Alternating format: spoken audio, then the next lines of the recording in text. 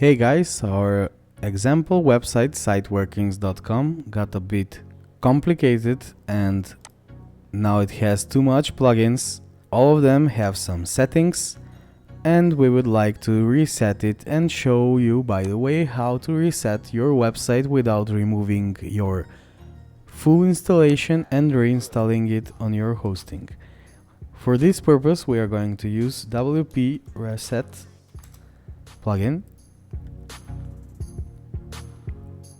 We have already installed it. We can find it under Tools, WP Reset.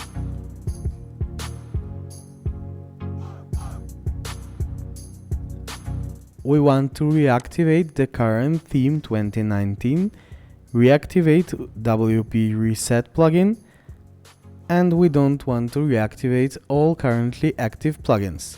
Here we just need to type reset and click on this button reset site.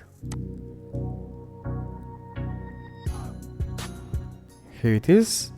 The database is reset and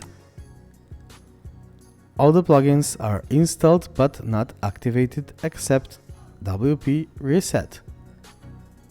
Thanks for watching. Please subscribe.